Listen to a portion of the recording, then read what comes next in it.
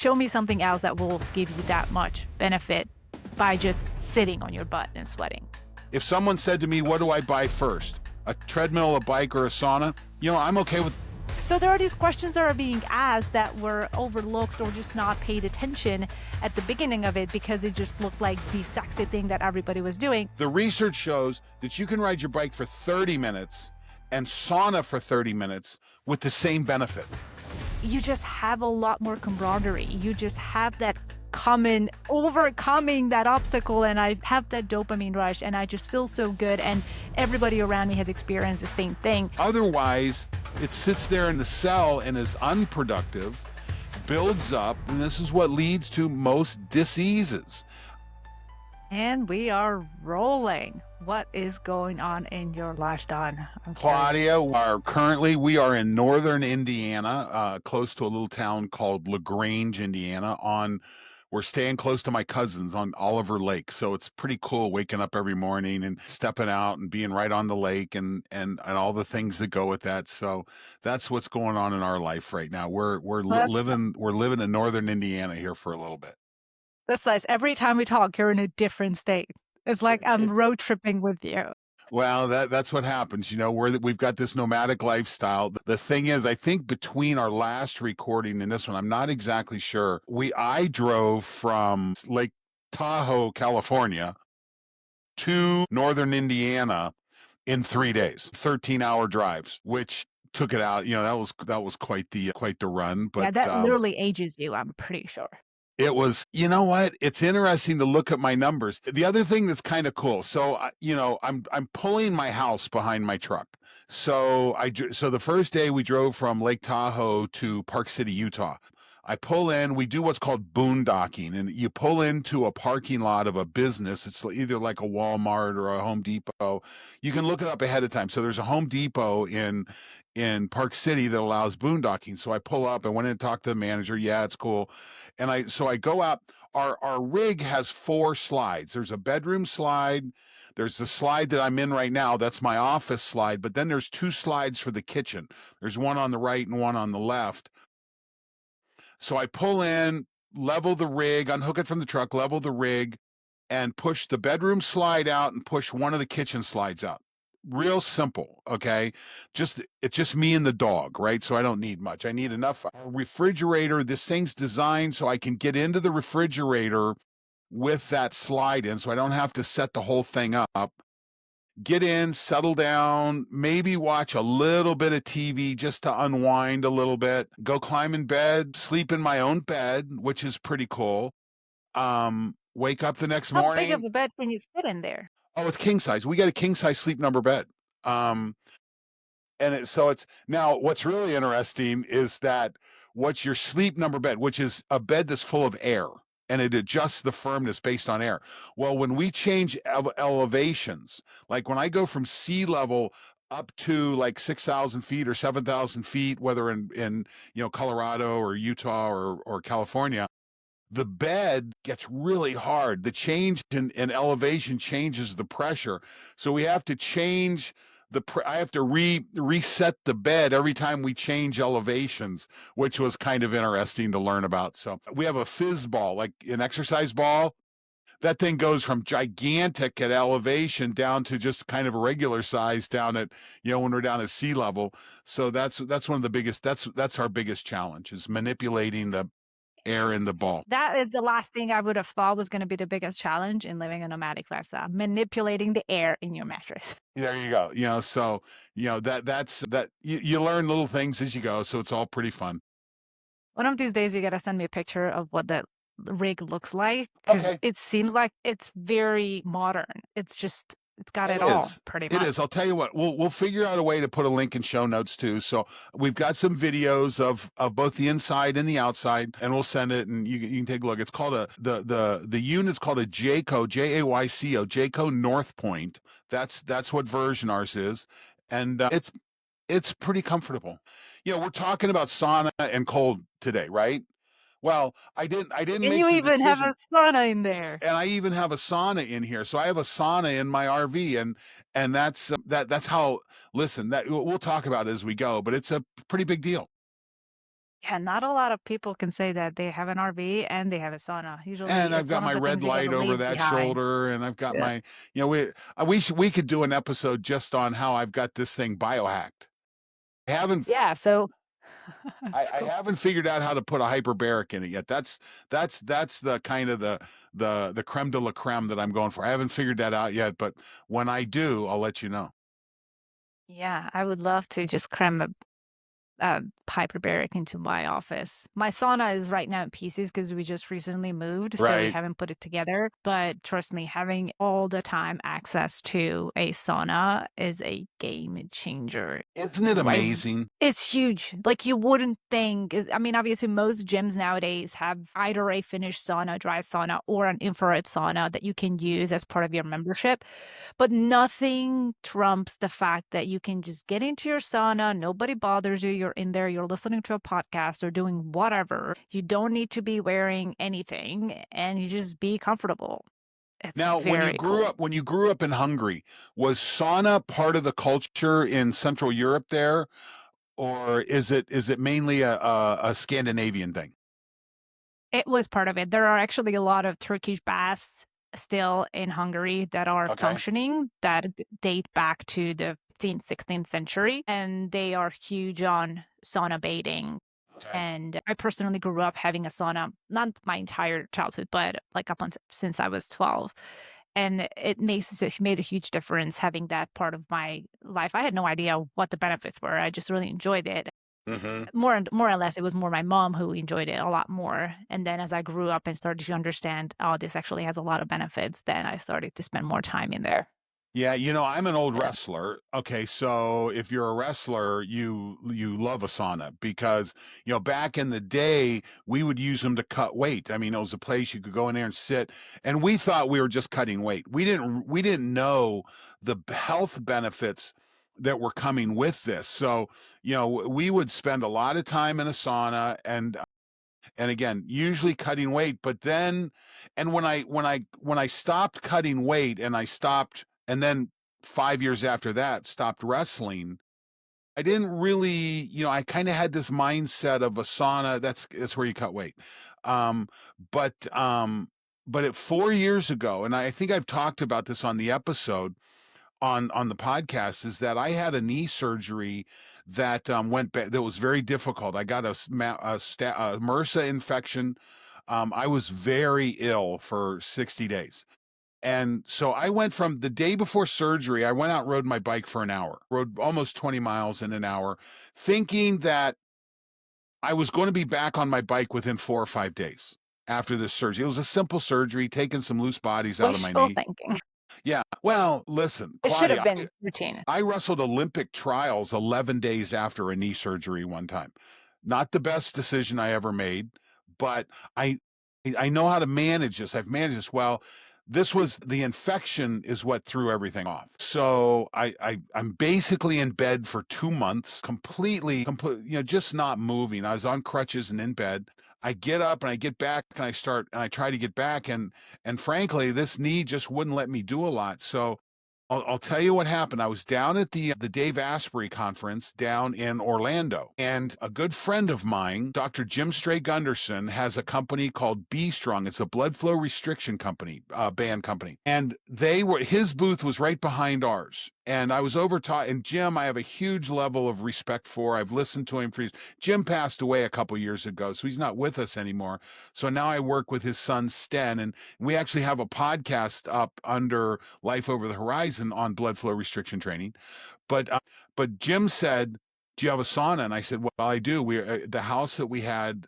He said, "Blood flow restrict and just sit in the sauna." And I'm like, because I had made the sauna purchase because I was trying to develop the cardiovascular. I was trying to develop just a base. I was trying to just get the stimulus in place to build a base to start to come back.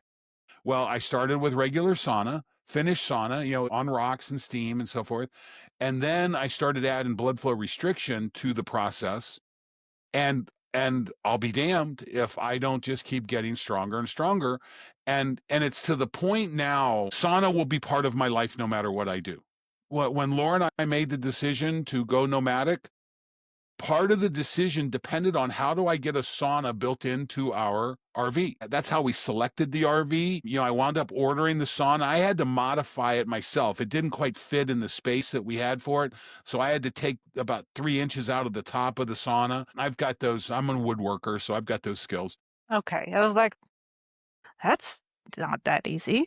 Well, when you're an old farm kid, you learn to do all these things, right? But it will absolutely be part of my life from here on out That's because it's so very beneficial. interesting. Very interesting stack. I haven't heard of stacking blood flow restriction with sauna. Oh, something. I had And not heard of it. I would have never thought of it. Again, Dr.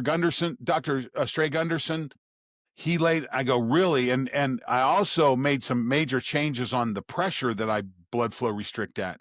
But yeah, it Did you do was legs or arms or all both? four. I do all four. And we should do an episode on this. I think I talked in one of our earlier episodes about I got to go skiing this winter over the holidays with my daughter we were up in Lake Tahoe. And that was huge for me because I love to ski. It's one of my favorite things in the world. But I had not been in the big mountains for close to 27 years from before my daughter was born.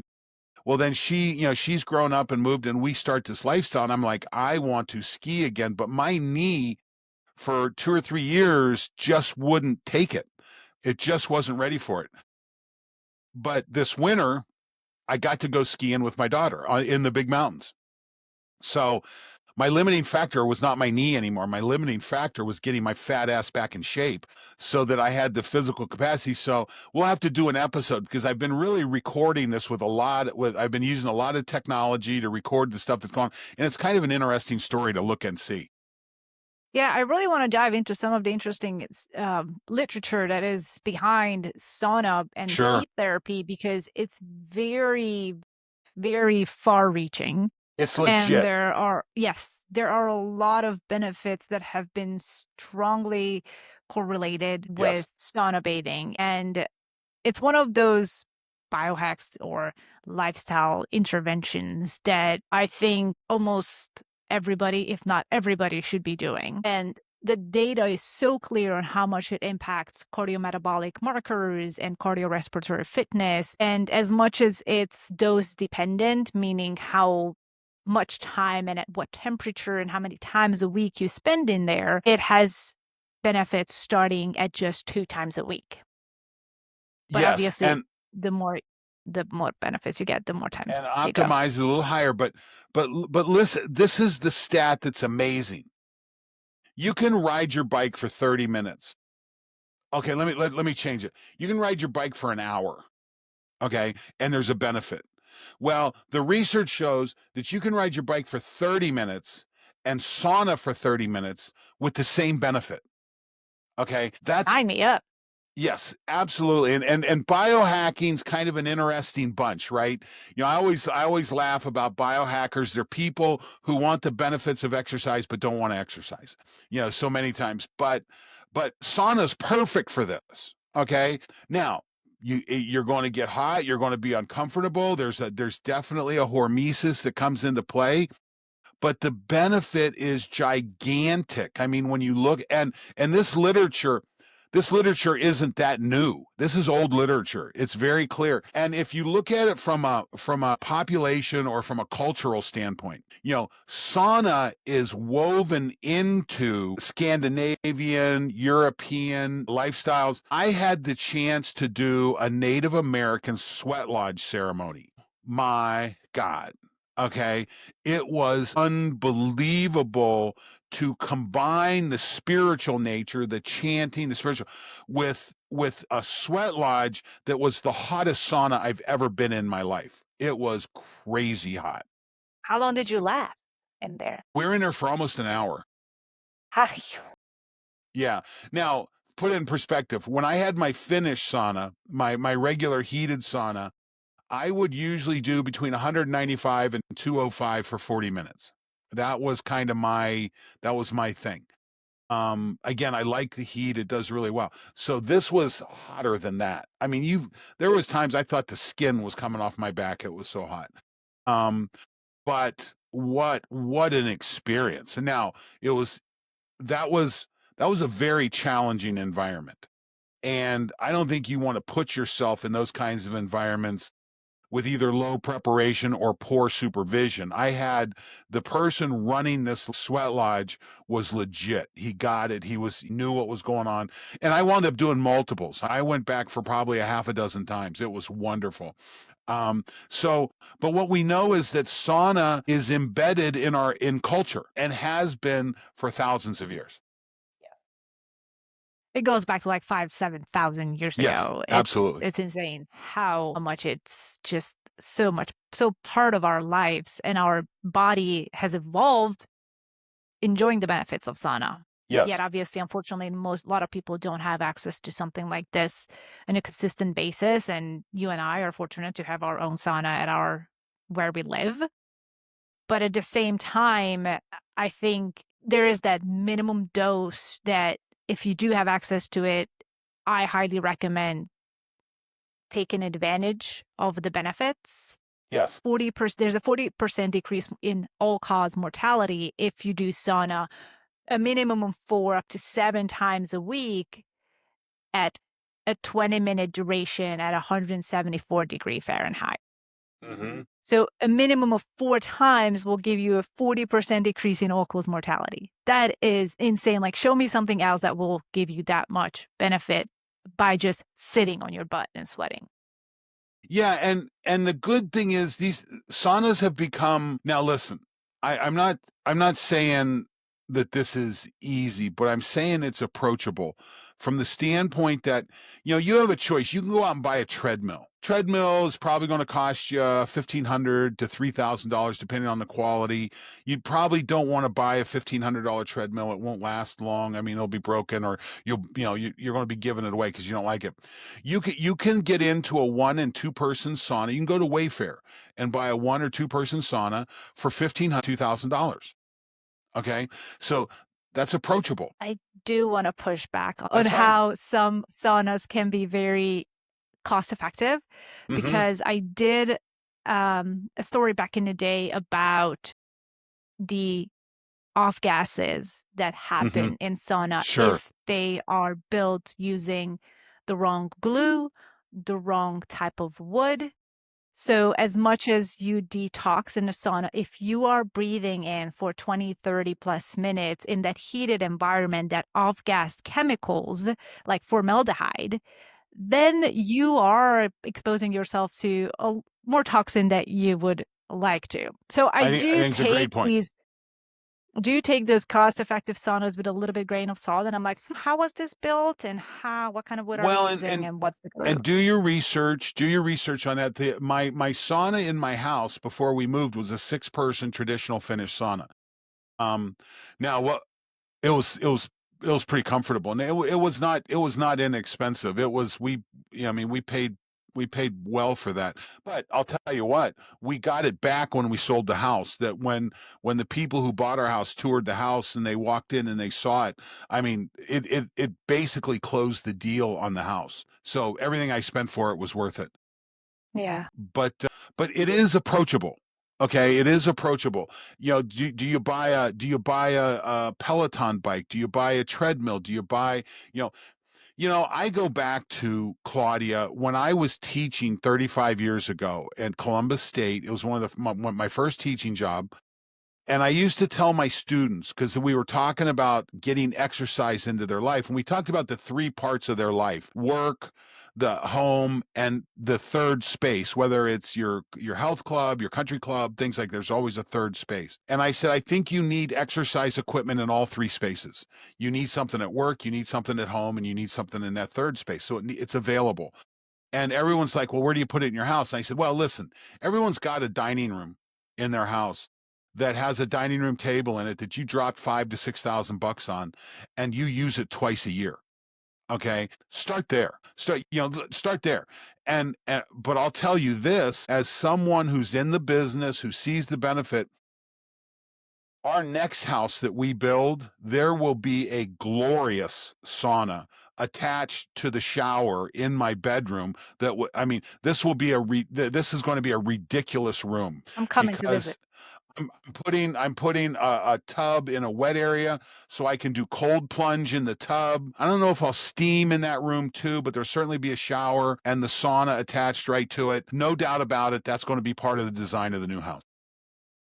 Yeah, that's what I grew up in. We had the infrared sauna, and then we had the steam room, and Hmm. then we had the pool and the shower, obviously. Did So you did you it's prefer the there. infrared over steam or steam over infrared? Everything had its place. I usually use the steam if I was feeling a little bit sick under the weather Hmm. and I needed to really clear my respiratory Right.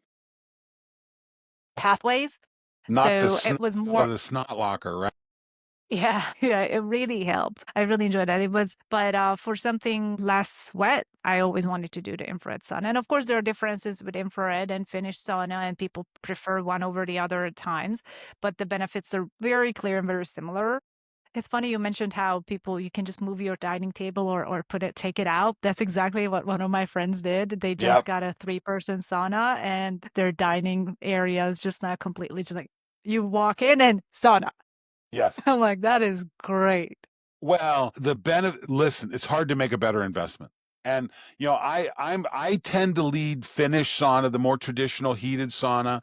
I didn't want to put something in my RV that heated up to 190 degrees besides the oven. So we went infrared in the rig. And you know what? It's good. It's not I'm not going to put in a 6-person infrared sauna. I'll go back to traditional for that.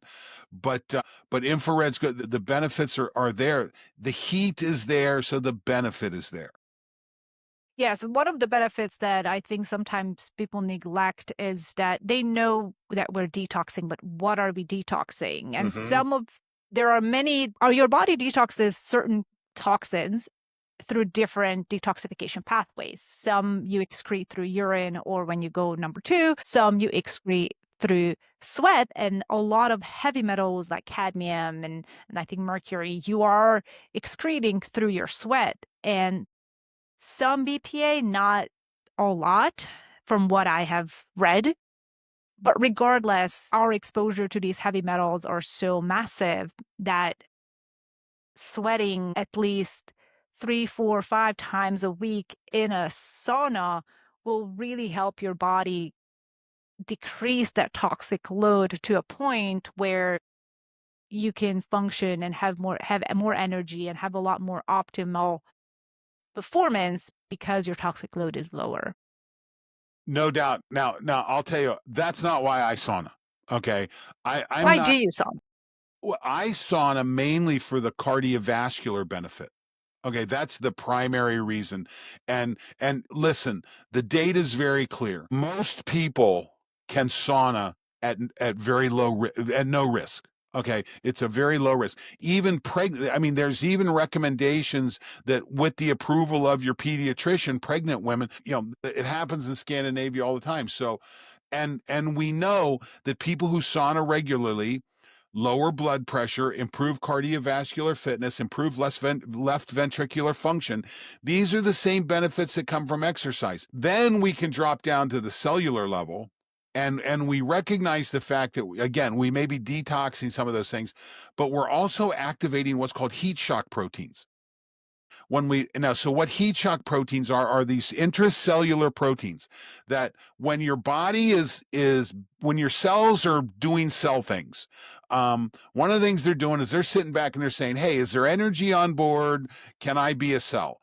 And it knows there's energy on board when there's circulating insulin and circulating IGF, insulin like growth factors, which circulate with proteins in circulation. And in the cell, there's this little protein in there that's called mTOR. That mTOR says, "Ooh, there's stuff on board." It jumps into the nucleus of the cell. It grabs some nucleotides from your DNA, pulls them out, and it goes into part of the cell that's called the ribosome. The ribosome is where it builds the proteins. Those nucleotides are the language for building the protein for that cell that day. Well, not all of those, so each nucleotide recruits a certain amino acid, and then we stack all these amino acids together and you get a protein. That's what a protein is. But they're not always folded correctly. So heat shock proteins are these really cool little proteins that in the endoplasmic reticulum that help fold those proteins correctly so that protein can be productive. Otherwise, it sits there in the cell and is unproductive, builds up, and this is what leads to most diseases.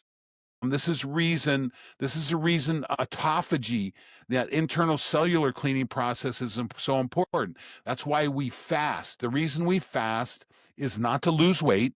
The reason we fast is to stimulate autophagy, so these old proteins will get cleaned out and cleaned up, which is this. Listen, this is what drives end of life. This, after 40, the things that kill you are related to inflammation. They're related to this lack of autophagy. And that's the beauty of having something like a sauna on board, to constantly have that stress, that we call it hormesis, as opposed to homeostasis. Homeostasis is always the same. Hormesis is changing, and we use the heat to create a hormesis. And again, that heat shock protein kicks in, and it becomes very beneficial. I love that explanation. It just goes into I love the little scientific nuggets, and it's super important because appropriate and adequate protein folding is key to longevity.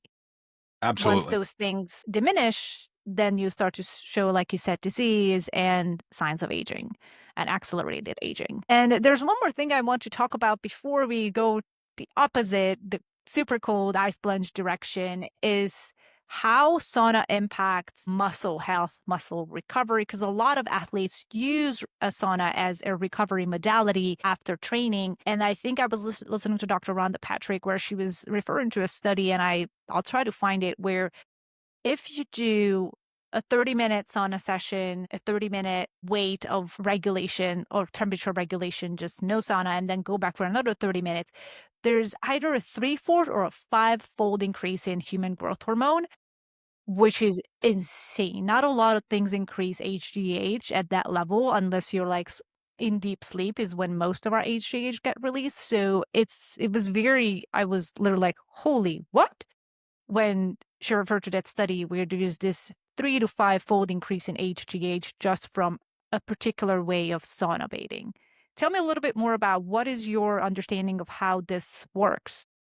Well, it's important to note, and I think for our listener, if you walk away from anything from your relationship with 90% healthy, is that we take a little step past the obvious. Um, yes, exercise is good, but why? Why is exercise good? What happens? And you don't exercise necessarily for the benefit.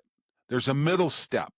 You exercise to trigger a physiological response. And this is one of my pet peeves, is that so many people think if I exercise hard, it's good. If I exercise harder, it's better. Not necessarily. Okay. That's not necessarily the truth. There's a point where we trigger a response, a physiological response. For instance, I'm doing a bunch of work right now doing blood flow restricted cardiovascular training. And I'll blood flow restrict. I'll put my cuffs on. I get on my bike ergometer. I start to ride. I get the heart rate response. Now, my bike ergometer holds my workload at exactly the same level until I reprogram it, until I change it. Okay. Well, I'll be riding for 30, 35 minutes, and all of a sudden my heart rate will start to spike. Okay. Well, that tells me I reached the physiological limit for myself that day. It's my body has said, I need to adjust. Now, I usually go a little bit past that, but truth be told, I could probably stop right there. I got the benefit, I got the signal I was looking for, and now my body has a chance to respond. Well, sauna is much the same way. Okay. You go in the sauna, there'll be a point in time when we trigger that response. We trigger that physiological response. And again, listen, in our show notes, in my note page I have for you, Claudia, I have a link to Dr. Patrick's page and her topics on sauna. I think she's got the best sauna stuff out there. I mean, she's one of the best. And I love Rhonda. But we've also got about 7 or 8 other articles in this. But yes, what we're doing is we're looking for the trigger. How much heat, how much exposure, how much do I need in order to get that physiological trigger? This is what we do with sauna. And pretty low risk. I mean, really, really low risk. Really, and that's there's probably lower risk sauna than there is actually exercising. But don't use that as an excuse not to exercise, but certainly put it in. But risk is really low, benefits are really high. It's an excellent part of a healthy lifestyle. And on that note, I want to shift gears to ice because the past few years it has gotten so much attention. I mean, it's become the sexy thing everybody, all the biohackers, all the influencers are doing and showing off on Instagram and TikTok. And look how brave I am. I'm sitting in the ice bath at like 51 degrees or 48 degrees for like 10 minutes. And I'm a tough person. And I'm getting all of these benefits. And there's like a laundry list of stuff. And a lot of brands have taken advantage of that hype. And there are ice baths and plunges coming out left and right. And the industry has just really boomed. And the past year, I'm now starting to see a lot of the questions being raised and people changing their minds and wait a second, is that really good for me? Is that really a benefit? Am I putting my body under more stress than it needs to, especially if I'm a woman in my last half of my cycle? Should I be ice plunging? So there are these questions that are being asked that were overlooked or just not paid attention at the beginning of it because it just looked like the sexy thing that everybody was doing, including me. I mean, I did do it, and it was one of those things where I'm like, yeah, I want to jump on the bandwagon, and I'm going to do it. And there is a place for it, and I'm not saying it's complete bogus. There's a I place for it, completely which is agree. what I want to talk about today. Because what are your thoughts on ice plunge, and do you do it, and what do you think? I don't ice plunge regularly. Now, there's a lot of times we'll be up in the mountains and I have access to a good mountain spring or a mountain stream and I can get in. So I've tried it a lot. Okay, so I don't want to minimize it. Number one, what's the benefit? I'm blanking on his name, the guy that did all the breathing in the ice. I'll think about it as we go. Wim Hof? Wim Hof, that's it. Wim Hof. He was kind of like the fire, the starter of He this was a whole thing. catalyst. Yes. Yes, he was a catalyst. And it reminded me of CrossFit. Okay, I would sit and watch the social media and there's so much ego. Okay? And I think you have to be careful. Okay? Number 1, I do think there's benefit. I don't want to minimize that at all. Okay? Number Agreed. 2, I've watched athletes come out of training, go into the training room, jump in a cold plunge, and they'd be in there for 10 minutes. I mean, they'd build up to it. Now, did they feel good? Absolutely, you feel good. There's no doubt that it lowers inflammation. There's no doubt that you get a dopamine hit. There's no doubt that we get a lot of those good things. Here's the problem is we do have data showing that ice plunging after strength work will negate the effect of the strength work. Okay. It'll basically shut down. We talked earlier about signaling. We don't lift weights to get bigger muscles. We lift weights to get a signal for the muscles to grow. Well, those signals can be in stem cells or in a lot of other things and hormones. Well, ice baths will blunt that signal. Okay. I don't think it's a good idea to ice bath as a recovery tool. I think ice bath is a sympathetic, it's a fight or flight, it's the same as a stimulus, but I don't see it as a recovery tool. I don't think you're using it most effectively at that point. So is it a performance enhancer? It can be. It absolutely can be. And I think that's important. Cognitive performance enhancer, Probably. Physical performance enhancer, cardiovascularly, probably. But what we don't have yet, what's very clear with heat is the prescription. We know the prescription for sauna very well. We don't have the script for now, and a lot of this goes back to definition. Okay. I have, we have a mutual friend who runs a cold plunging coaching service, Kristen Wetzel, if you want to learn, it's called Sherpa Breath and Cold. She's not, her social media is really good, but, and I think Kristen's on to something. She uses a lot of breathing techniques, which I absolutely positively support 100%, that you'll put an athlete in there and teach them to breathe. It's certainly a stressor. When you learn to breathe in, there's somewhere on social media, on my social media feed, is me climbing into a cold plunge out in Beverly Hills at the biohacking show, and it takes me about 3 breaths to be able to get my breathing regulated so that I'm not, that kind of thing. That's a good skill. That's a good tool. I have a friend who he was a member of the USSR wrestling program. Those guys were freaking nuts, but he has a video of him lifting weights in this cold Siberian river. Okay. This has been used a lot of different ways, and I'm not saying that's what made the Russians so good. Those guys are hard as hell, but from a wrestling standpoint, but there is benefit. But I think right now, I was getting ready to use the word buyer beware. I don't think that's the appropriate level. I think you need to inform on this. You need to pay attention. You need to follow your biomarkers.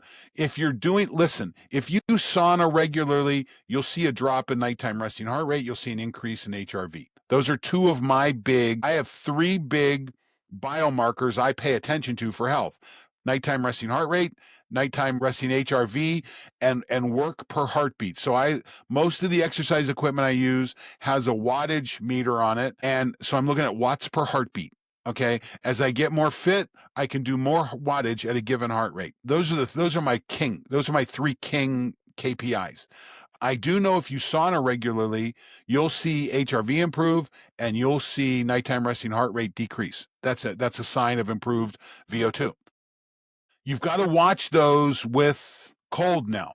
If you're using it correctly, you're going to see one of those 3 variables improve. If you're using it incorrectly, you'll see one of those 3 variables decrease or back up. So, and that's why it's such an individual thing to pay attention to.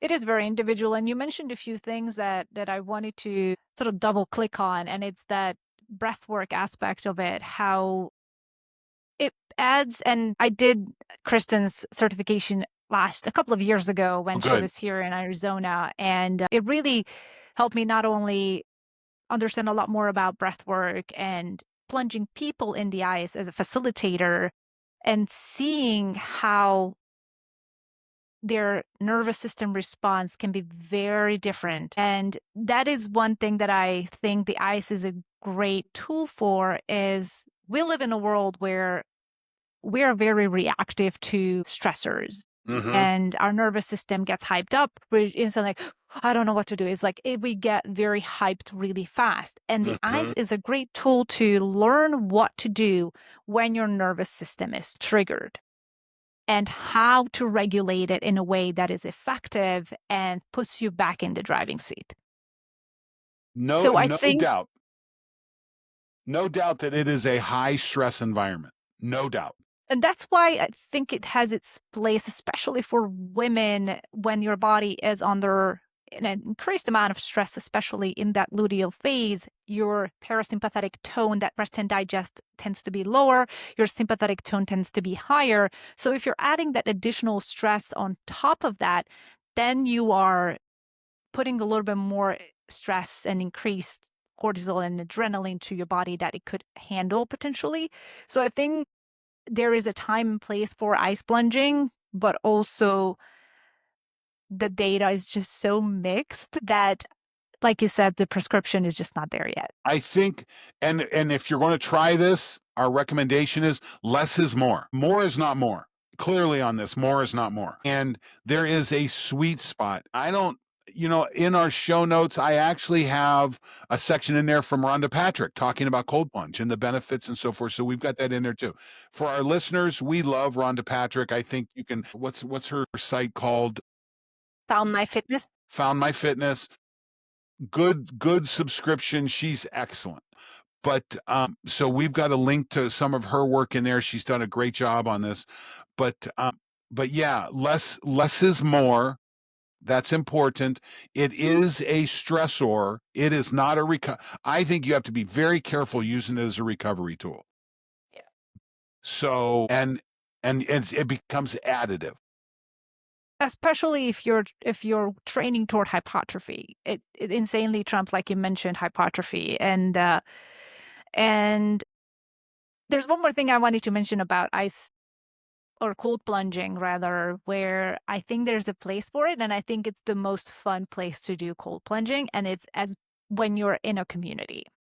I do Absolutely. see that there is a very strong bonding aspect of that cold plunging offers a space for, Hmm. because as humans, we bond over stress, we bond over common mutual experienced, I wouldn't call this a trauma, but mutually experienced overcoming something difficult. And I see in social media and in the world of just this cold plunging where there are events that are created around it to create that strong community aspect. And I personally have experienced that when I would cold plunge with people, you just have a lot more camaraderie. You just have that Yes, I agree. common overcoming that obstacle, and I have that dopamine rush, and I just feel so good, and everybody around me has experienced the same thing. And I think that's a good spot for cold plunging instead of doing it in your home every morning. Polar bear clubs are pretty cool. Um, you see that in Chicago every winter. They do a polar bear dive. We see I totally agree with you. The sense of community is the best. So yeah, it's listen, as we round things out, sauna we're real clear on. We the benefits, the prescription we're very clear on, and it's worth the investment. It's worth putting a sauna in your home. And you know what? If someone said to me, "What do I buy first? A treadmill, a bike, or a sauna?" I'm okay with the sauna. You can always do your cardio, walking, things like that. Get outside and do it. Which I'm not a huge treadmill fan to begin with. I mean, if I want to be walking, I want to be outside and take and just get light and get the horizon into my eyes. There's benefits that come from that. My favorite training modality is a bike ergometer. Without a doubt, it's my go-to. Now you're talking to a guy that's had 8 knee surgeries, so yes, that's really my go-to. But it's something I can do for the rest of my life, and that's what I'm planning on doing. But yeah, the decision to add a sauna, that's a really solid decision. There are ones that are, if we're not talking about wood, but there are saunas, and those are generally infrared type of technology Hmm. where it's almost like a bag you sit into or lay into. So there are options out there if you don't have the space or you don't have the Yeah, budget. we'll put a link into our friends at Therasage, Bobby and Hmm. Michelle down, and they have a great infrared sauna. Again, your head stays out. I kind of like having my head in personally. I like being Yeah. in the environment. But they've got a great product. You get both the infrared, near infrared, far infrared, all in that. And again, it's a relatively affordable product. You don't need to dedicate a room to it. So yeah, we'll put a link into Therasage too. Very cool. Awesome. So 90% healthy. There's one thing we always do at the end, and that's offering our listeners at that 1% shift that they can do today or tomorrow that will take them closer to being 90% healthy and feeling damn good in their Hmm. body. And since we're talking about sauna and ice plunge, I would love to hear what is your 1% shift that if you didn't have a sauna at home, what would you do? Now that I understand it, I'd go find one. I'd go find a place. And my daughter, we were talking yesterday, she lives in the Pittsburgh area. She's in an apartment. She's 27, so she doesn't have the ability I mean, she rents apartments, she doesn't own homes.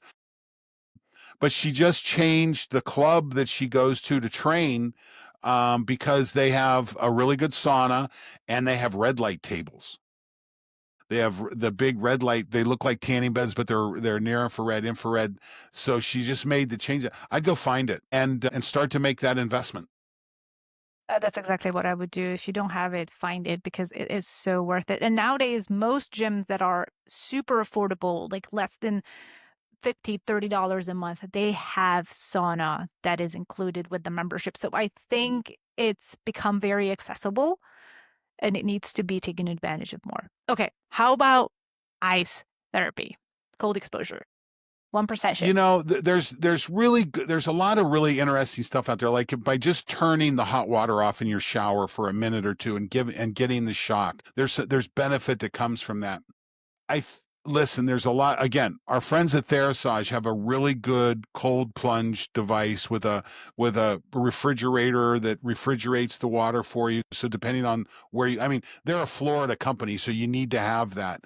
Right now, I'm in northern. Last night it was 23 degrees where I am, so I don't necessarily. And if I want to go jump in Oliver Lake, I'm going to get my stimulus. I don't think cold is my number one investment right now. I think my investments lie around sauna, around bike ergometer, around in-home strength tools, about looking at my world. Do I have the ability to exercise in all three of my spaces, my home, my work, and my third space, and make the decision based on that?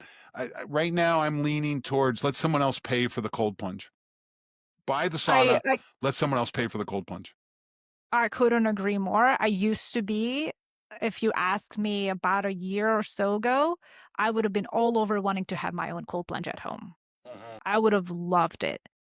And now I'm like, honestly, I'm happy with having the sauna and I really don't need a cold plunge year round. If I wanted targeted cold exposure, I could, and that's a 1% shift I would love people to try. If Mhm. you want to see how your body reacts to cold, have a bowl of water, put some ice in it, and put your face in it for like 15 seconds.